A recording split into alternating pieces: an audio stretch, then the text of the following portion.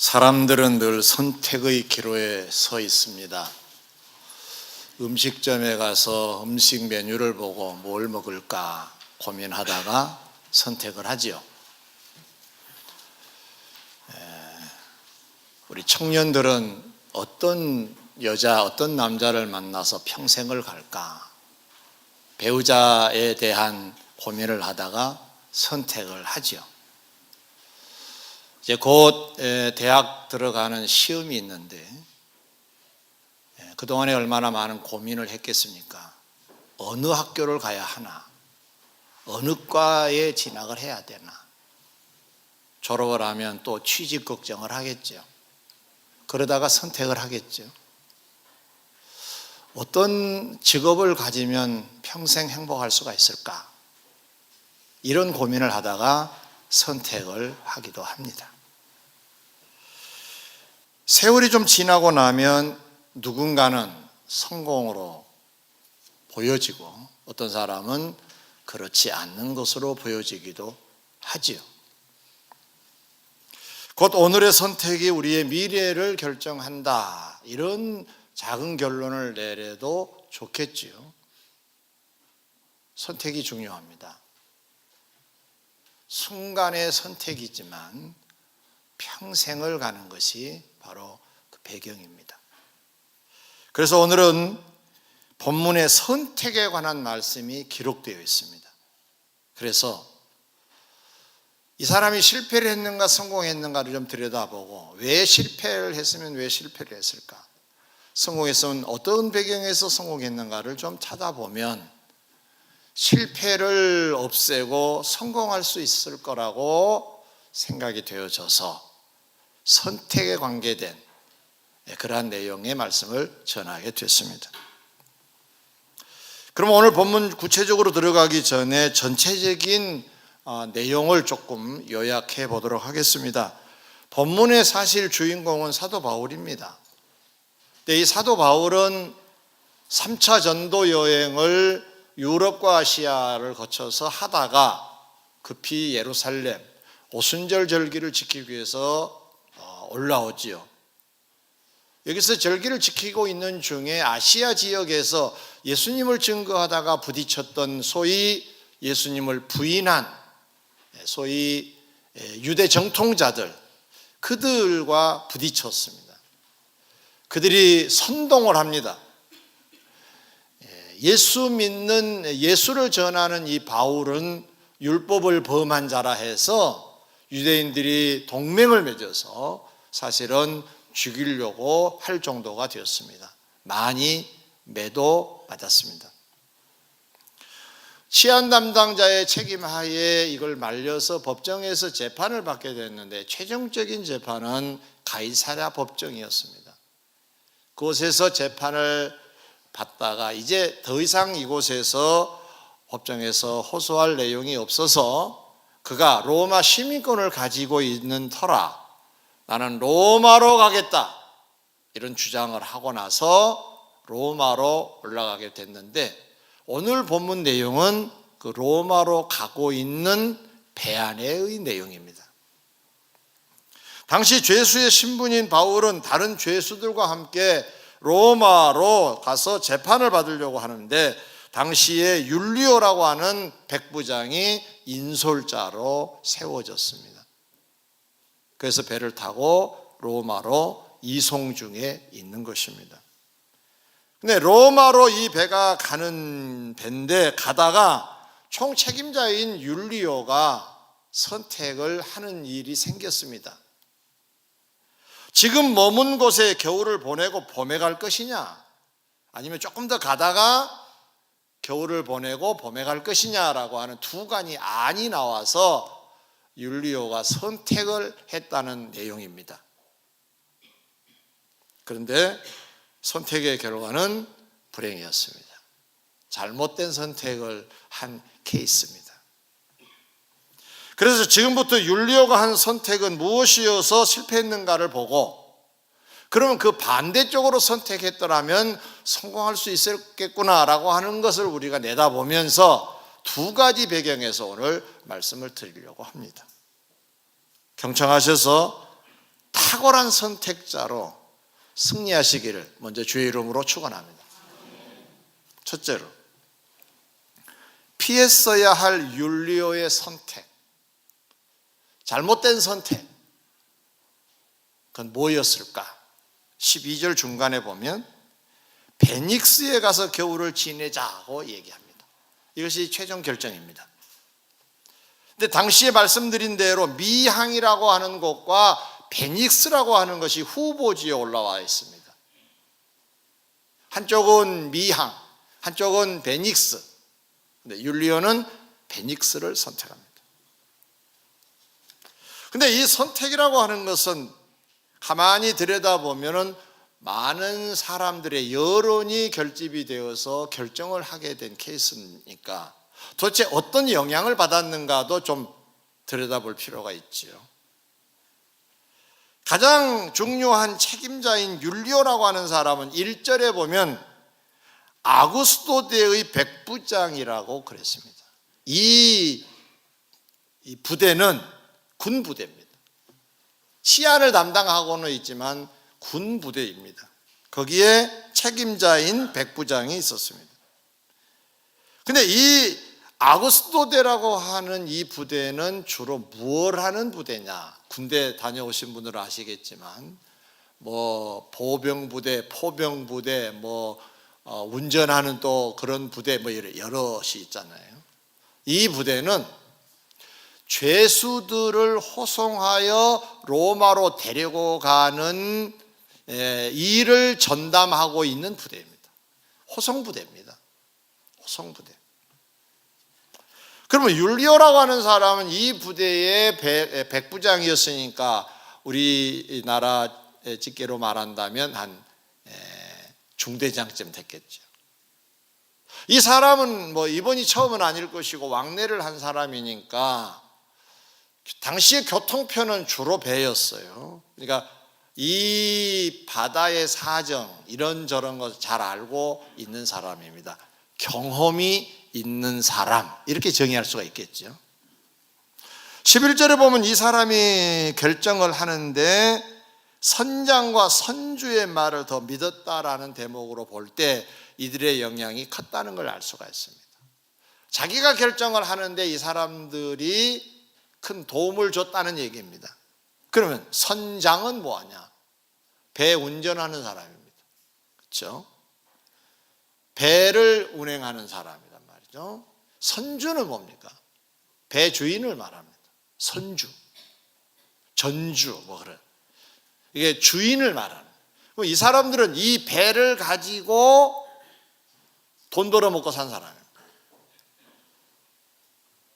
이 배는 가만히 묶여두면 안 되죠. 이동을 해야 될 거 아니에요. 왔다 갔다 왔다 갔다. 그래야 돈을 많이 벌 수 있잖아요.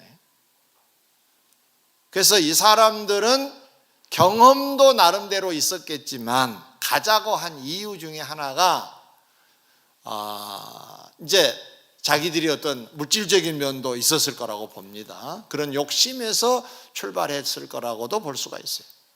결정적인 것은 12절에 바울이 제시한 미항은 좁아 불편해서 겨울 보내기가 어려우니 편리한 베닉스로 가자고 한 사람들이 많았더라 그랬어요.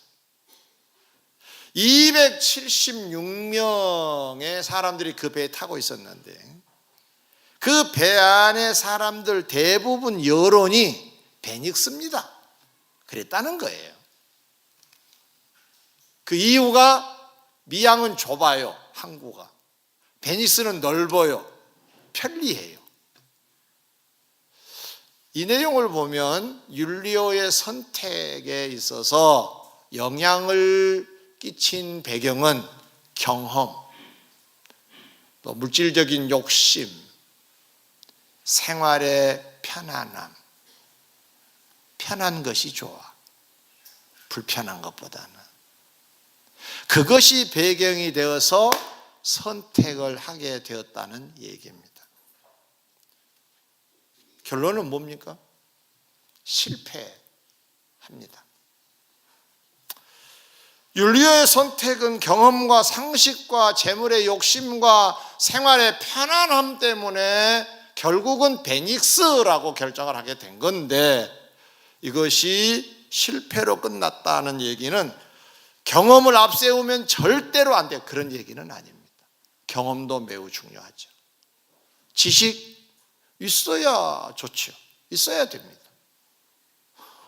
불편함을 굳이 고집할 필요는 없지요. 편안함이면 좀 좋겠습니까? 그러나 이곳에서 주시는 메시지는 뭐냐?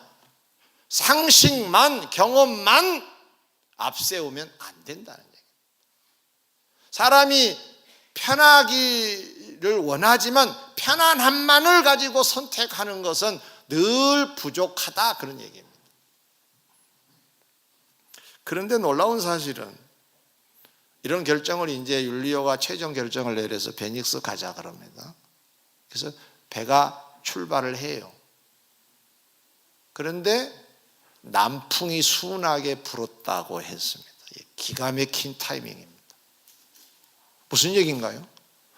바닷가에서 혹시 살아보신 분들 아시겠지만 남풍이 순하게 불면 이 바다는 잔잔합니다. 아주 좋습니다. 얼마 전까지 풍세가 사나웠다 그랬거든요. 계절이 계절인 만큼 이 바람이 불어서 파도가 일렁거리고 좋지 않을 때였는데 갑작스럽게 남풍이 순하게 분 거예요. 되는 집은 이렇게도 돼, 이렇게 말할 수 있는 대목입니다. 기가 막힌 상황입니다. 팁을 하나 드리죠. 신앙의 팁입니다. 잘못된 선택을 해도 처음은 좋을 수 있습니다. 좀 오래 가봐야 진가를 알 수 있습니다. 조금 지나서 어떤 일이 벌어졌습니까? 얼마 못 돼요. 광풍이 불었다는, 광풍, 미친 바람이 불었다는 얘기입니다. 얼마 못 돼요. 그래서 얼마 못 돼요까지도 봐야 돼요. 주의 이름으로 고면합니다. 얼마 못 돼요 나는 어떨까를 생각하면서 사는 사람은 지혜롭습니다. 경험만, 상식만, 재물 욕심만, 편안함만 앞세워 선택하면 안 된다는 교훈입니다. 다른 사례를 하나 들어볼까요? 주님 제자 베드로가 처음에 주님을 만나 제자가 될 때 그는 어부라 나서 바다에서 고기를 잡고 새벽녘에 바닷가에 도착을 했습니다. 근데 사람들이 많이 모여서 바닷가에 앉아 있습니다. 예수님께서 베드로에게 배 좀 빌려달라고. 그러세요. 배를 빌려드리자 예수님이 아침에 새벽 강단을 여셨습니다. 새벽에 사람들이 몰려왔어요. 그곳에서 설교를 시작했습니다. 한참 하시다가 갑작스럽게 베드로에게, 베드로야 깊은 데로 가서 그물을 내려라, 그래서 말씀을 하십니다. 베드로에게 주신 선물이죠. 근데 가만히 이 부분도 연구해 보면 베드로가 먼저 주님이 원하신 대로 배를 빌려드렸습니다. 작은 헌신도 주님은 기억하고 계실 줄 믿습니다. 이렇게 해봐라. 그것이 이 사람에게는 큰 축복의 통로였습니다. 그래서 예수님, 자기는 바다의 도사인데 이 양반은 아닌데 바다 깊은 데로 가서 그물을 내리라? 갈릴리에는 바다가 아니라 사실 호수예요. 깊지 않아요. 깊지 않습니다. 그 갈릴리 호수의 고기의 생태가 햇볕이 이제 해가 뜨면 환해지면 고기가 숨어요. 밑으로 내려갑니다. 밤이 되면 이게 돌아다녀요. 그래가지고 그물을 던지면 잡혀요. 그래서 갈릴리 호수의 어부들은 전부 다 밤에 나가 고기를 잡아요. 낮엔 가지 않아요. 이건 상식이 되었고 지식이 된 겁니다. 근데 주님이 지금 해가 그냥 중천에 떠 있는 시간에 저 가서 그물을 내리라는 겁니다. 베드로가 약간 투덜거린 것 같습니다. 내가 저녁 그물을 던졌는데 한 마리 잡지 못했는데 가라고 하시네. 그런데 그분의 말씀이 너무 권위적이어서 가라. 그러니까 꼼짝 못하고 투덜거리면서 갑니다. 네. 안 할 수는 없고 한 방 얻어 맞을 것 같기도 하고 가서 그물을 던졌는데 고기를 너무 많이 잡았습니다. 할렐루야. 베드로도 순간 선택의 고민을 했겠지요. 경험 따라 지금 가면 안 되는데, 상식 따라 지금 고기 잡을 수 없는데, 그렇지만 그는 그걸 극복하는 사람이 되었습니다. 때로는 상식을 뛰어넘고 지식을 뛰어넘는 삶이 필요하다는 메시지입니다. 곧 상식적이고 경험적인 것이 때로는 정답이 아닐 수 있다는 교훈도 되는 거죠. 사랑하는 성도 여러분, 율리오가 피했더라면 좋았을 선택의 배경은 뭡니까? 세상적인 경험, 생활의 편안함, 그것이 너무 강했습니다. 그것 때문에 선택을 했습니다. 여러분의 선택의 현장은 무엇이 작용합니까? 내 친구는 고등학교 때 대학을 가는데 이상한 대학을 가더라고요. 그래서 야, 너 왜 그 대학 가냐 물어봤더니 내가 좋아하는 여자친구가 그 학교 갔대요.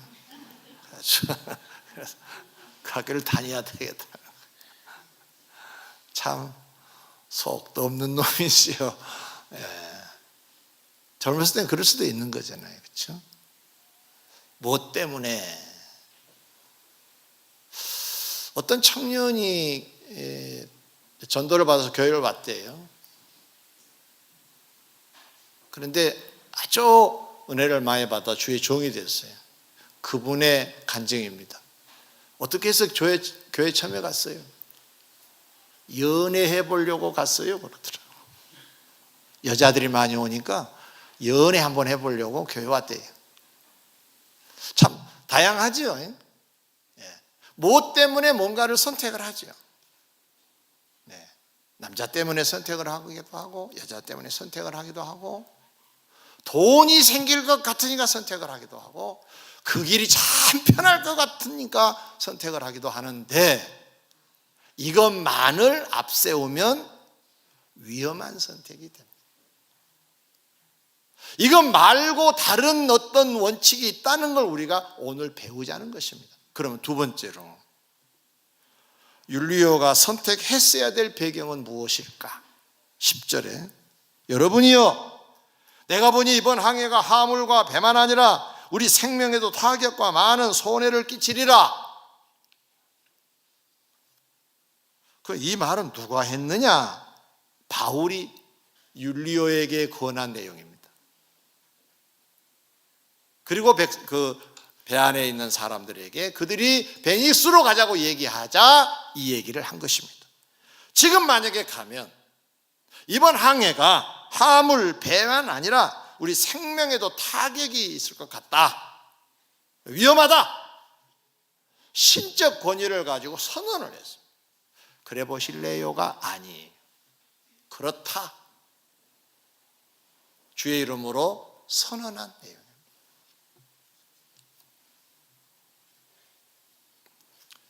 율리오가 선택을 하는데 이걸 따르지를 않습니다.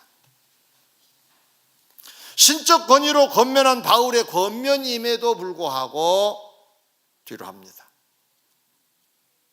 참 재미난 것은 이 율리오라고 하는 사람이 이 바울을 평상시에 어떻게 얘기하느냐, 그 전에는 잘 모르지만 지금 현재 이 관계를 갖고 있는 이 상황에서는 그렇게 나쁜 관계가 아닙니다.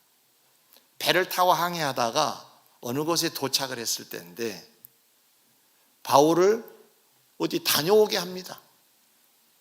여기에 네 아는 사람이 있으니까 가서 대접받고 놀다 오라는 거예요. 죄수인데. 본문의 기록입니다.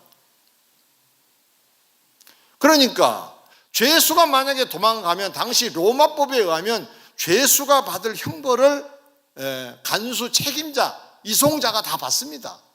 그런 이런 위험 부담도 있음에도 불구하고 바울을 보냅니다. 자유를 줍니다. 놀다 오라고 합니다. 대접받고 오라고 합니다. 신기하죠? 바울은 로마 시민권이 있고 가만히 이렇게 면면을 보니까 사람이 참 착해. 그리고 또 하나님 믿는 사람이어서 믿음도 가고 좋아요. 여기까지 참 좋습니다. 율리오 참 좋게 출발했는데 문제는 그런 대상으로 보고는 있는데 그분의 권면은 안 들었어요. 이게 문제입니다. 저는 이 말씀을 묵상하다가 갑작스럽게 이런 생각이 들었습니다. 자, 여러분 중에 혹시 제가 엄청 미운 사람 있으면 지금 손 한번 들어보시기 바랍니다. 네. 눈들 때문에 어쩔 수는 없지만 제가 알기로는 착각일 수도 있어요. 착각일 수 있어요. 싫어하지는 않는 거라고 저는 알아요. 아멘 정말. 네. 때로는 여러분이 저에게 인사를 하고 대접도 하고 그러시잖아요. 그런데 잘 들으셔야 돼요. 제가 주의 이름으로 권면한 것을 그것을 이해하지 않으면 율리오가 되고 맙니다. 좋아하고 대접하는 관계라 하더라도 주의 권면에 이해하지 아니하면 율리오가 되고 말아요. 그러면 잘못된 선택을 하게 됩니다. 결국 기도한 자의 권면, 신적 권위를 가지고 한 이 바울의 권면, 주의 인도가 담겨져 있는 이 사람의 권면을 받지 아니하고 편안함 쪽으로 경험적으로 선택을 한 이 율리오와 배 사람들은 결국 잘못된 선택으로 고생을 하게 되었죠. 근데 또 한 가지 여기서 짚고 넘어갈 부분이 하나 있습니다. 어쩌면 율리오를 좀 대변한다고 할 수 있는 내용입니다. 바울이 주장한 미항은 어디에 있느냐? 지금 육지에서 떠나서 섬에 와 있어요. 섬 근처예요. 근데 거기가 미항은 그레데 섬이라는 섬입니다. 항해하다가 가다가 섬을 만나게 됐는데 그레데라는 섬이에요. 섬 남부 쪽에 위치한 게 미항입니다. 그럼 베닉스는 어디냐? 놀라지 마십시오. 그 섬도 그레데 섬에 있습니다. 조금 떨어진 서쪽에 있습니다. 남쪽과 서쪽의 차이뿐입니다.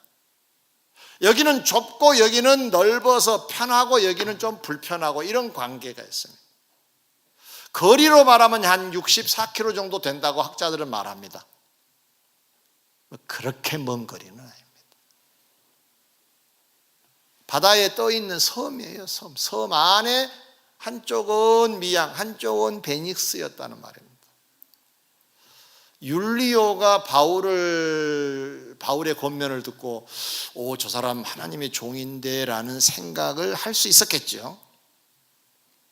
저 사람 말은 옳을 것 같은데, 근데 여론이, 거기에 있는 대다수의 사람들이 베닉스, 여기는 불편해, 좁아, 넓은 베닉스로 가자라고 하는 그 여론에 이끌려서 그냥 결정한 것이 베닉스였습니다. 그러나 이 베닉스를 결정할 때 그렇게 죄의식이 없었을 것 같아요. 제 생각으로는. 율리오를 대변합니다. 이런 생각하지 않았을까요? 미향이나 베닉스나 똑같은 섬인데, 그렇죠? 똑같은 섬이네. 남쪽에 있고 서쪽에 있을 뿐이 똑같은 섬이네. 그레데 섬. 뭐 어디 지금 로마로 가자는 것도 아니잖아요. 여기서 겨울을 보내고 봄에 가자는 거잖아요. 미향이나 베닉스나. 한국 이름만 좀 다를 뿐이지 섬은 똑같잖아요. 그랬을 것 같아. 근데 어찌 됐습니까? 미양에서 베닉스 가다가 풍랑을 만나서 이 배가 깨지게 됩니다. 실패죠. 베닉스로 가자는 것, 가고 있는 것 자체가 실패였습니다. 아직 도착도 안 됐어요. 가다가 실패를 합니다. 아까 과정을 말씀드렸죠? 남풍이 순하게 불고, 야, 우리 탁월한 선택을 해서 이렇게 말할 수도 있었겠죠? 얼마 안 돼서 그냥 폭삭망하고 말았습니다. 이 말씀을 묵상하면 이런 의미가 전달이 됩니다. 주님이 우리들에게 혹시 미향이야! 그러면 미향이어야 해요, 우리는. 근데 베닉스면 안 돼요. 저 낫잖아요. 그러지 않나요? 유사함으로 우겨버리는 우리 신앙의 스타일. 딱 맞지 않아도 비슷하잖아요. 좁혀볼까요? 우리들의 예배는 비슷한 예배를 드리나요? 주님이 기뻐하신 예배를 드립니다. 어떤 예배가 정답이 될까요? 그렇겠죠. 지금 설교를 듣고 있는데 딴 얘기 할 수는 없는 거죠. 비슷한 예배는 예배가 아닙니다. 순종도 마찬가지입니다. 예를 하나 들어볼까요? 이스라엘 백성들이 출애굽을 하고 광야 생활을 해요. 목말랐어요. 물이 없는 곳이니까. 식물도 자라지 않고. 이스라엘을 가기 위해서 출발할 때 물통 다 챙겼겠죠. 다 바닥났어요. 물이 없어요. 불평합니다. 모세가 기도합니다. 하나님, 물이 없습니다. 바위를 네가 쳐라. 물이 솟을 것이다. 알았습니다. 백성들을 모아놓고 바위를 쳤습니다. 다 봐라. 하나님 물 주시가 딱 치니까 쫙 쏟았어요. 얼마나 좋았겠습니까? 근데 광야 생활은 또 계속해야 됩니다. 40년을 갔으니까. 또 한참 가다가 또 물이 없습니다. 이들은 고질적인 게 있습니다. 불평 원망을 딱 따놓은 것, 무슨 면허증 같이 가지고 다닙니다. 불평하고 원망하고 삿대질하고 모세를 죽이려고 합니다. 하나님께 또 기도합니다. 하나님이 대답하십니다. 바위를 명해라. 네 지팡이로. 그러면 물을 쏟을 것이다. 알았습니다. 모이세요. 하나님 물 주십니다. 그때도 그냥 이러고 있다. 지금 주겠다고 모이라 그러잖아요. 불평하고 원망하고. 모세는 하나님 뜻을 이행하기 위해서 지팡이를 딱 들였습니다. 하나님 뭐라고 그러셨다고요? 명하라 그랬잖아요.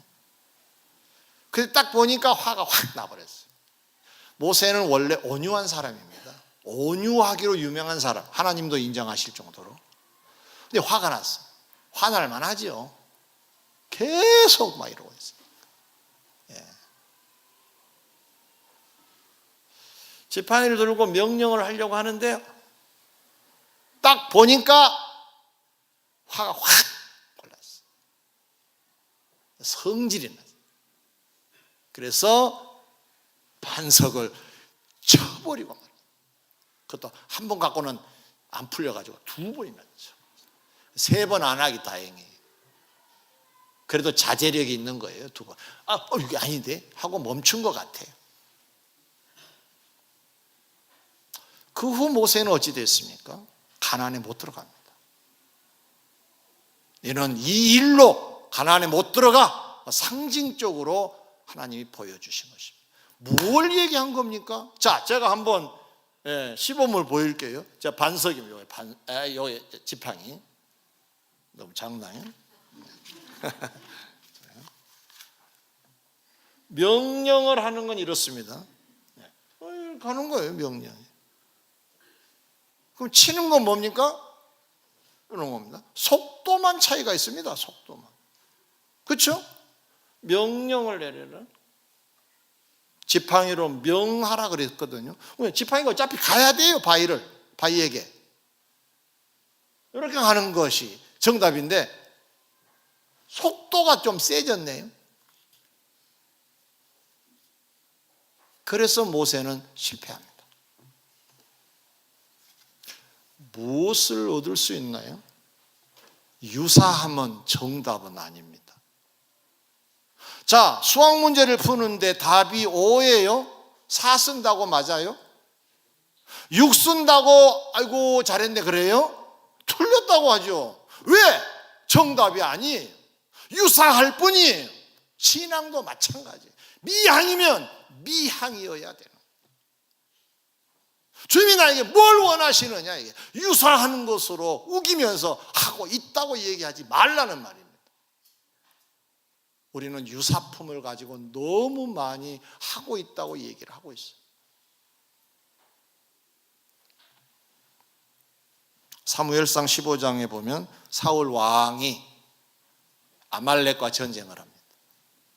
주의 종 사무엘이 와가지고 아말렉에 대하여 설명을 합니다. 하나님이 아말렉을 진멸하라고 하신다. 가서 전쟁을 당신 하셔야 되겠소. 그런데 사람과 짐승 모두 다 진멸하라고 하십니다. 예, 알았어요. 전쟁에 나갔어요. 아말렉과 싸웁니다. 점점점 승기를 잡아서 이겨갑니다. 왕을 잡았습니다. 이 왕을 죽여버리자니 정치적으로 이용의 가치가 있기 때문에 좀 살려주자 해서 포로로 잡습니다. 승기를 잡고 계속해서 이기자 뭐 이상 이제 뭐 더 이상 뭐 해칠 게 뭐 있어 하고 일부를 또 남겨요. 그리고 짐승들도 오동포동한 놈들은 다 없애버리라고 주님 말씀하셨는데 그거 뭐 다 굳이 그럴 필요가 있어. 굳이 그럴 필요가 있어. 그럴 때 있죠, 여러분도. 꼭 그래야 되는. 이렇게 남겨놔요. 그게 이겼어요. 비문을 새깁니다. 비문에 뭐라고 쓰여졌지는 몰라도 내 생각으로는 이런 말 같아요. 갔노라, 싸웠노라, 이겼노라, 사울 왕. 도장 찍어 놓았을 것 같아요. 뭐 그런 내용이겠죠. 승리했다는 얘기입니다. 잘했다는 얘기입니다. 비문을 남길 정도면은 나 참 잘했어. 그런데 놀라지 마세요. 하나님은 그때부터 이 사울을 바닥으로 내릴 계획을 세우시고 다윗을 세우십니다. 누구는 지금 승리했다고 아주 그냥 기고만장해 있는 이 상황에서 하나님은 버리시기를 시작하십니다. 왜 그런 거죠? 아말렉과 전쟁을 했잖아요. 이겼잖아요. 많이 죽였잖아요. 그래요. 말 그대로 많이 죽였네요. 많이 죽였죠. 그러나 다 죽이라는 하나님의 말씀은 따르질 않았어요. 하나님은 다면 다여야 합니다. 우리가 하나님을 잘 모르면 하나님을 잘 믿는다는 것이 어설퍼집니다. 왜? 그분을 정확하게 알아야 합니다. 회사의 직원이 회사의 사장을 잘 알아야 회사 생활을 잘 할 수가 있습니다. 우리가 섬기는 하나님을 잘 모르면 하나님을 잘 섬길 수가 없는 것입니다. 미향이면 미향이어야 합니다. 근처 항구도 안 됩니다. 어렵습니다. 다른 사례를 하나 들어볼까요? 모세 뒤를 이은 여호수아가 이스라엘 백성들을 이끌고 요단강을 건넙니다. 요단강을 건널 때 당시에 때는 우기철이 돼서 물이 넘쳤다고 했습니다. 물량이 많았다는 얘기고 위험하다는 겁니다. 잘못하면 요단강 물에 빠지면 갑니다. 물살이 세서. 근데 법궤까지 메고 제사장들 보고 들어가라는 겁니다.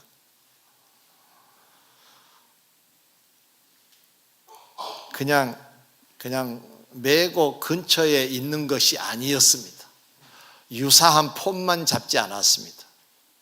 들어가면 죽을 수 있기 때문에 그들이 쉽게 들어갈 수 있었겠습니까? 그런데 제사장들 단 한 사람도 이의를 제기하지 않습니다.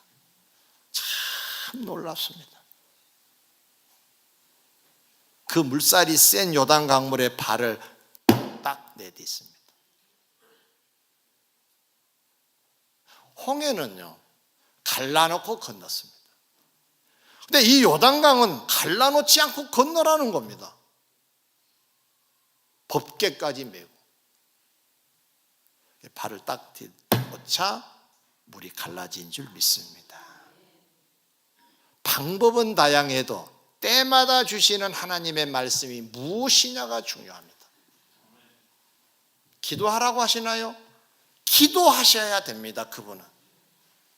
봉사하라고 하시나요? 봉사하셔야 됩니다.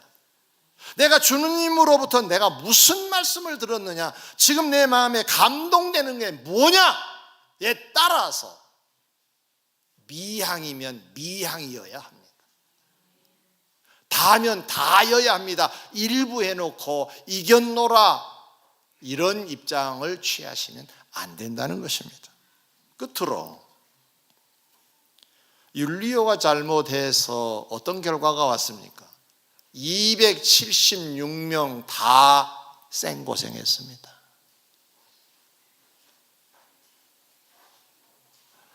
잘못 선택하면 공동체가 함께 어려움을 당한다는 교훈입니다. 신앙의 가장 여러분 잘 사셔야 합니다. 신앙을 책임지고 있는 각 가정의 가장 먼저 신앙생활 하신 분들의 신앙의 운전대가 정확해야 됩니다. 그러지 아니하면 집안이 어렵습니다. 교회도 어려워질 수 있습니다. 교회도 예외는 아닙니다. 요나 얘기를 마무리로 하겠습니다. 요나는 하나님이 니느웨를 가라고 하셨는데 가고 싶지 않았습니다. 여러분도 주님 말씀이 선포되면 하고 싶지 않을 때 있지요. 네. 근데 요나는 그래서 그 자리에 있으면 계속 그 말씀 하실 것 같으니까 장소를 이동합니다. 저 다시스로 내뺍니다. 하나님은 어디든지 계신다고 하시잖아요. 믿으시면 아멘. 도망갑니다. 아무튼 가고 보자. 꼭꼭 숨었습니다. 배 밑창으로 내려갔다 그랬으니까 그 심리 상태를 알 수가 있겠죠. 꼭꼭 숨어라. 뭐 보인다?